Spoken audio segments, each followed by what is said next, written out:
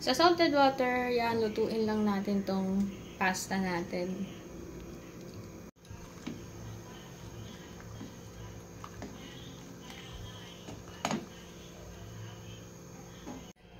And, luto na yung pasta. Mag-iwan tayo ng pasta water na gagamitin natin para sa sauce. Sa mainit na kawali, lagay tayo ng oil.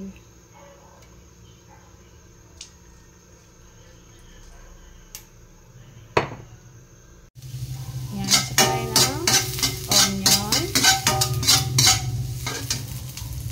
Then, garlic. You may add red bell pepper if you want. Mas masarap yun. Pero here, sa recipe na to, lalagay ko lang dito is paprika.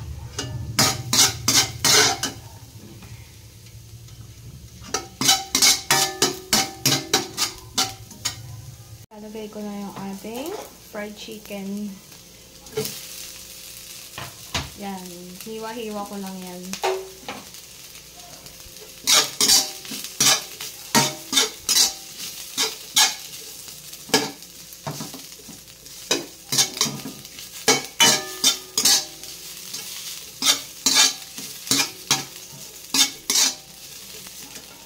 Lagay ko na rin yung paprika. Yan. Tsaka pepper.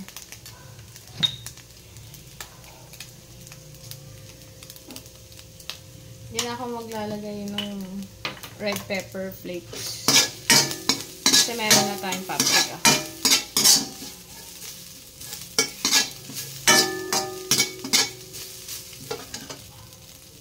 So here, we're not a fan of sweet style spaghetti. Kaya, ang binibili ko is itong Italian style. Ayan. Tapos, lalagyan ko na lang siya ng konting sugar. Pwede naman din kayong gumamit ng sweet style. Ayan. Kung mas bet nyo yung sa mas sweeter taste ng sauce.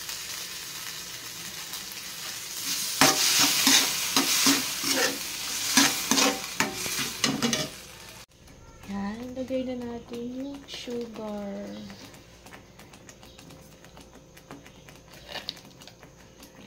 Konting sugar. And then yung ating pasta water.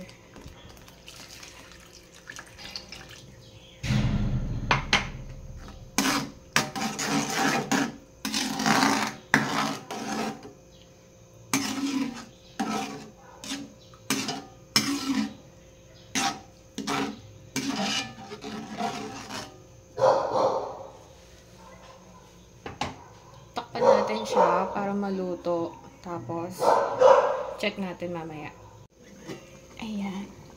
So, guys, may nakalimutan pala ako. Yung mushroom. Nakalimutan ko igisa. Kanina. Pero yan, lagay ko na rin. Bale, shiitake to nilagay ko.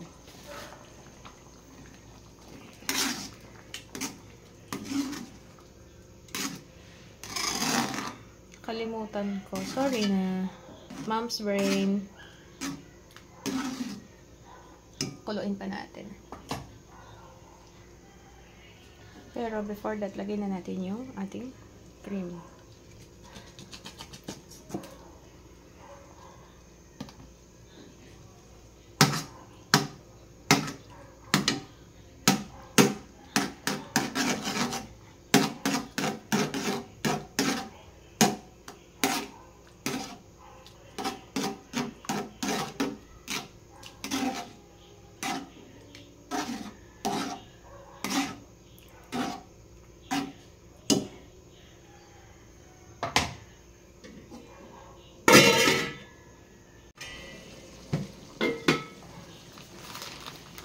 Add na natin yung ating parmesan cheese.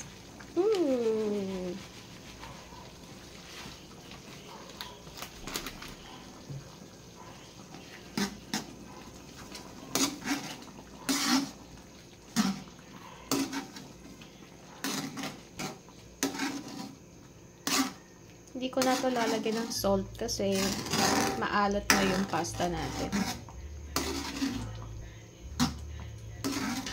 ihahalo ko na rin dito yung pasta.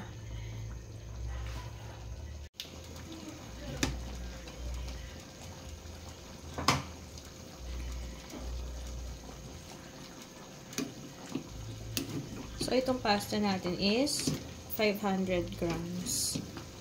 So, yung ganun karami na pasta sauce, then cream, pasta water, sakto siya sa ganito karaming pasta.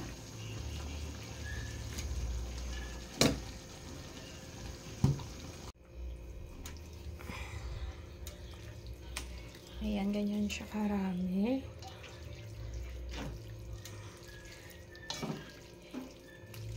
Dapat yung pasta al dente lang para hindi siya ma-overcook. Ayan.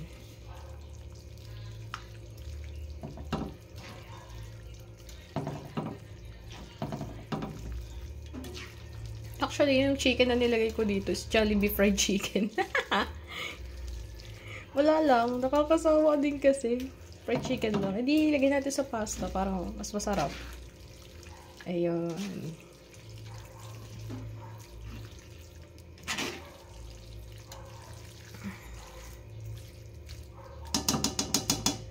Then, lagyan natin ng oregano on top, tsaka cheese. Yan guys, so this is our chicken and mushroom roast pasta. Yan, sarap. Kain tayo.